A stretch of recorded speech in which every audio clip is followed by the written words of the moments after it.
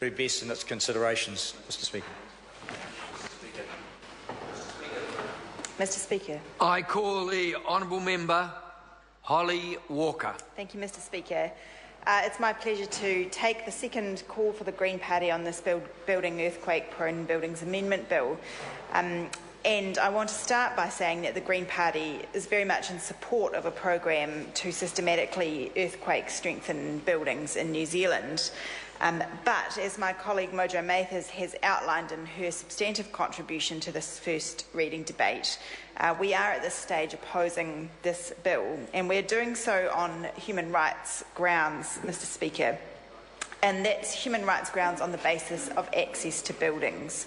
So as we know, this bill, while it sets out the parameters of a strengthening program for buildings around the country, gives building owners the possibility of being exempt from meeting fire access and disability access requirements when they undertake that strengthening work on their buildings. And that is a real problem from our point of view in the Green Party, because what that does is lock people with limited mobility out of buildings. And we're talking about a significant number of buildings, potentially up to between 15,000 and 24,000 buildings around the country, which require earthquake strengthening and which could potentially be made inaccessible long into the future by exempting building owners from the responsibility to upgrade the accessibility of their buildings when they undertake strengthening work.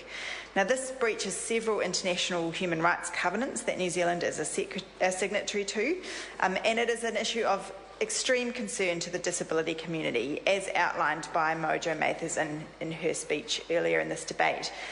Mr. Speaker, though, it affects not only those with impairments, but also many other parts of the population, parents with strollers, which is something that I have experienced myself recently, as well as older people with limited mobility, all face being locked out of buildings if we don't take the opportunity that arises when buildings are earthquake strengthened to improve their access. And we think in the Green Party, Mr. Speaker, that with an ageing population, this is a significant missed opportunity, because a very significant portion of our population will have mobility impairments in the future and have a right to access buildings around the country. And this could be an opportunity to make sure that that access improvement takes place alongside the required strengthening work, and we are missing that opportunity if we allow the bill to pass as it is currently drafted.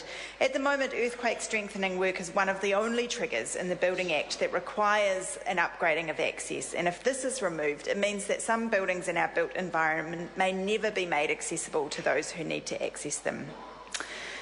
Mr. Speaker, we do recognise that in a small number of cases it may simply be impossible or completely impractical to make certain buildings accessible, and this is the argument that the Minister has advanced to defend the exemption that he's proposing.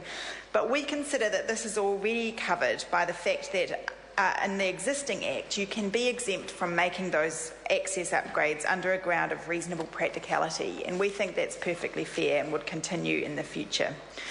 So for this reason, we cannot support the bill as it is currently drafted. We would very much like to support it in subsequent stages if the Select Committee can adequately address these concerns, and we will work constructively with all parties in the Select Committee to try to ensure that this happens.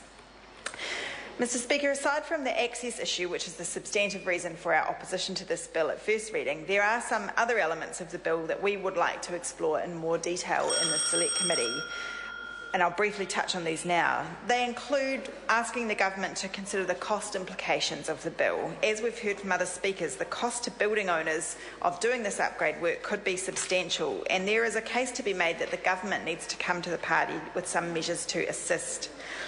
We would also like to see that if some buildings are going to be given an exemption from carrying out earthquake strengthening work, there should be criteria set out in the Act to set out who qualifies for those exemptions and why. That's missing from the bill as currently drafted. We think that there could be opportunities taken when improving access to look at ways to make buildings greener and more sustainable. Again, another potential missed opportunity in the bill as currently drafted and worth some consideration by the Select Committee. We want to address the issue that Raymond Ho raised in his contribution earlier about giving building owners some certainty that once they have undertaken strengthening work, they don't need to do so again for a decent period of time as the code changes over time. These are examples, Mr. Speaker, of some of the issues in the substance of the bill that we will like to get into in more detail in the Select Committee, and we look forward to working constructively to address those and the fundamental issue of access. Thank you. I call the honourable member Paul Goldsmith. Thank you, Mr.